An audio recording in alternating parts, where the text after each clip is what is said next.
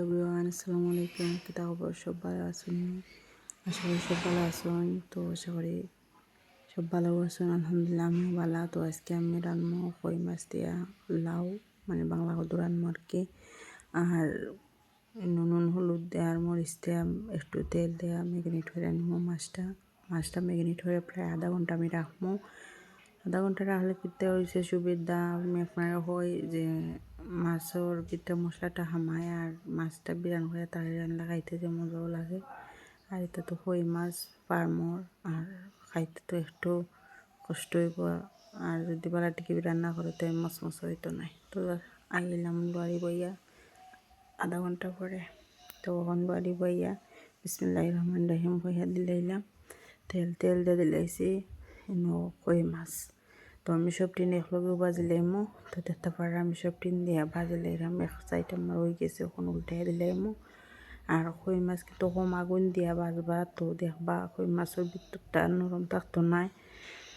আর ভিতরে মানে চামড়াটা ফুড়ি যাইব, আর ভিতরে নরম থাকবো আর কি বেশি আগুন দিয়ে বাজলে। তো কম আগুন দিয়ে বাজলে কি শক্ত হইব আর খাইতে মজা লাগবে। তো দেখতে পারে আমার কই মাছ প্রায় বিরান হয়ে গেছে।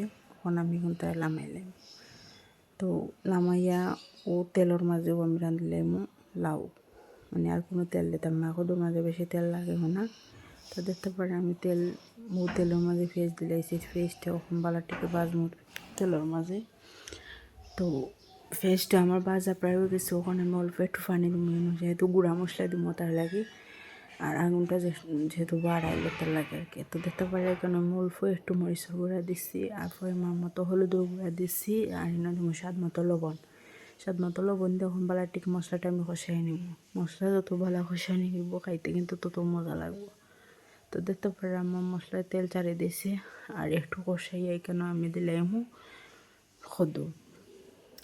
আমরা বাংলা কদু হই বা পানি কদু হই, যে একটা অনুষ্ঠান পালা, তো এনে দিলাইছি আমরা কদু। তো দেখো কদুটা আমি কিলা পাতলা পাতলা করে কাটছি। তো আপনারা আবার ভাবতে পারেন যে অত কদু খাইলি মনে। তো এখানে ছোটো একটা কদু আমি করছি, খাটিয়ার লইছি আর কি। তো এক্সিন আমার খড়াইটাও কিন্তু ছোটো, তার লাগের বেশি আর কি। তো দেখতে পারে এখন হিজিয়া আচারা হয়ে যাইব। তো আর কি তো পানি তো বেশি, আর হিজি গেলে পরে তুরো হয়ে যাইব মজি গেলে। তো দেখো আমার সদু প্রায় হয়ে যাব। ওখানে আমি হরা উঠলে দিয়ে লাইরা সাইরা দিয়ে দেখবো। আর আমি কিন্তু কদুর মাঝে কোনো পানি এড করছি না, কদুর পানি নিয়ে কিন্তু কদু হিজবো। আর দেখতে পারা কত পানি বার হয়েছে, প্রায় আমার কদু সিদ্ধ হয়ে যায়। তো আর একটু জাল হয়ে যায় কেন আমি দিলাম মাছ বাজিয়ে রাখা হবে, টুকরা টুকরা করে রাখছিলাম কই মাছ ওভন। তো কই মাছ ডিমের আগে তো একটু বলার মতো মজাই নিতাম, তো বলা টিকে মজাই আর যাকানা কালার আদে আর কি। তো লড়ার গেছে খাইতে মজা কদু উঠেনি। আর ওখান দিলাম আমি মাছ। তো মাছের আমি একটা হইলে 2 টুকরা হয়ে নিচ্ছি, যেহেতু মাছ বেশি বড় তার লাগে আর ভাঙ্গি যাইব। তো দেখতে পারে কেন আমি মাছ দিয়ে একটু সময় জাল খাওয়াইয়া প্রায় আমার ও আর ফতে হয়ে গেছে। ও সদু হইতে গেলে এখন লামাইও খাওয়া যাইব আর কি।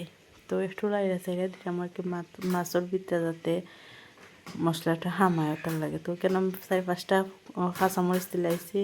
খাইতেও দিতে পারবো আপনারা, এমনি দিতে পারবো। আমার ফোয়া যেহেতু খাইবা হতো লাগে আমি আস্তা দিলাইছি মরিচ।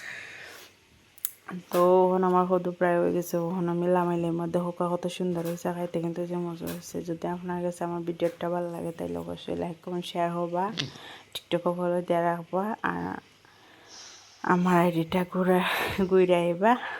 আর আমার চ্যানেলটা অবশ্যই সাবস্ক্রাইব করবা। দেখো কতটুকু কদু হয়েছে, দেখতে লাগছে বেশি। তো আজকের মতো সব ভালো থাকবা, সুস্থ থাকবা, আল্লাহ হাফেজ।